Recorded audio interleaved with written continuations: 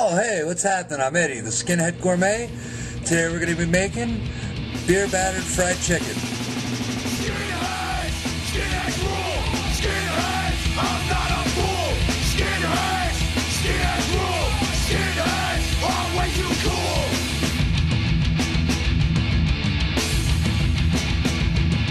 Walking down the street, all the kids stare.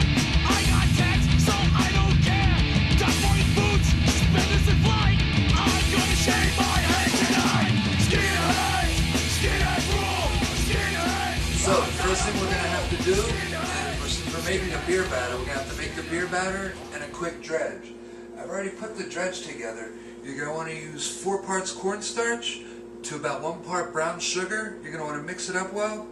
And as always, I've got little bits of fresh parsley in there. You're going to want that close to the chicken, just like the brown sugar. So it'll be in there and it's not going to be making a mess out of your oil as it cooks. But to make the actual beer batter, we're going to start with a bowl and about one cup of flour. To that we're going to want to add 3 eggs.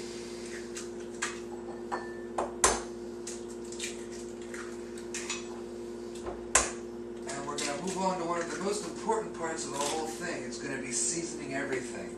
Now, I like to use a mixture of garlic, paprika, a little bit of black pepper, a little bit of red pepper, and then a little bit of sage, just to kind of kick some flavor in. The best thing I can tell you is kind of go by your own taste. It's a lot of strong flavors. I like to make my chicken a little on the hot side, so there's for sure going to be a good amount of red cayenne pepper. You can always pull back the cayenne and add more paprika. It'll give the chicken a nice color and a wonderful flavor. The paprika will carry a little bit of smokiness through everything. And you for sure do not want to be shy when it comes to the black pepper. That's going to be a big part of the flavor going into this. And to top it off, we're going to use a little bit of one of my favorites, Old English 800. You want to go with any kind of lager if you're going to make a beer batter for chicken. You can actually get away with an O'Doul's, a non-alcoholic lager, if you're worried about the alcohol content. But one of the things I like about Olde E, besides the taste, is, well, it's just an awful lot of fun. It seems to go good with chicken. We're going to just pour about 4 or 5 ounces worth. We're still going to leave enough to catch a quick buzz while we're cooking this chicken. And we're just going to want to start mixing everything up. If you find that you've added a little bit too much beer to your mix, you can always add just a touch more flour to thicken it up. You do want it to have somewhat of a pasty kind of consistency. After your eggs are broken up and the flour is completely incorporated, it should almost look like wallpaper paste when you're done. Alright, so we've got our beer batter. It's nice and it's thick, and it's ready to go. So we're going to want to take our chicken. Now I'm actually doing more of like a chicken finger or chicken tender. Part of that's just because I'm lazy and don't want to wait. The recipe will translate wonderfully to full breasts and bone-in thighs and all of that. I like to just use boneless, skinless breasts. One, because they're usually always on sale and they cook considerably faster. If you go with a bigger piece of chicken, you're going to be spending a lot more time watching it cook. But right now, we're going to get ready to do the chicken up. So we've got our dredge ready, our beer batter ready. I've got a saute pan that's full of vegetable oil that's been sitting. If you're going to be using a deep fryer, you want to get it set around 350, 375 degrees. You're going to want to take your chicken, put it into the dredge, get a nice coating on it, shake off anything that's extra. And this is going to end up being part of the basis of foundation of the flavor. I'm going to take this, put it into the beer batter, make sure it's nice and well covered. You don't want any chicken peeking through. And you just want to hold it, let it drip for just a second. From there, right into the oil.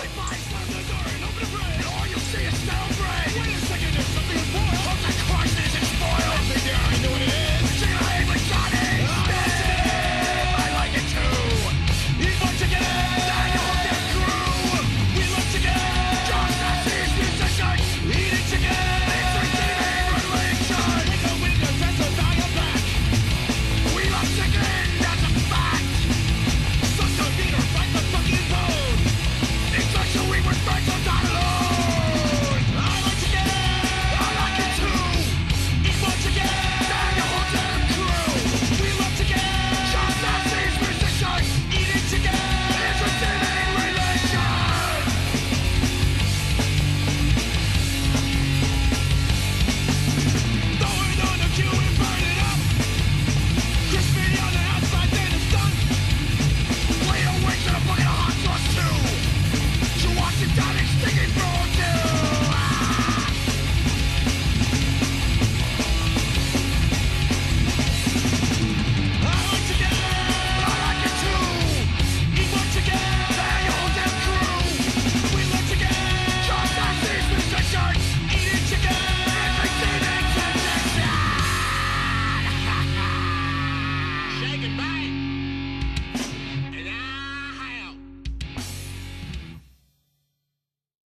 So we let the chicken sit for about 4.5 minutes on one side, and I just flipped it over, and you can see it's got this beautiful, nice golden brown. We're going to let it go for about another 4 or 5 minutes, and then pop it over just for a second to keep both sides warm and make sure it's all the way cooked. And then we're going to get down and have something that's going to complement my Old English beautifully. Alright, we've given our chicken another 5 minutes. You can see it's nice and brown on both sides. You want to just take it out of the pan. Watch that oil because it's incredibly hot. You're going to want to plate this. And once you have it on a plate, I don't use any salt when I'm actually preparing it. But a quick sprinkle of salt while it's still wet will help get some of the flavor in. It'll also help get some of the grease dry so it'll be ready to eat sooner.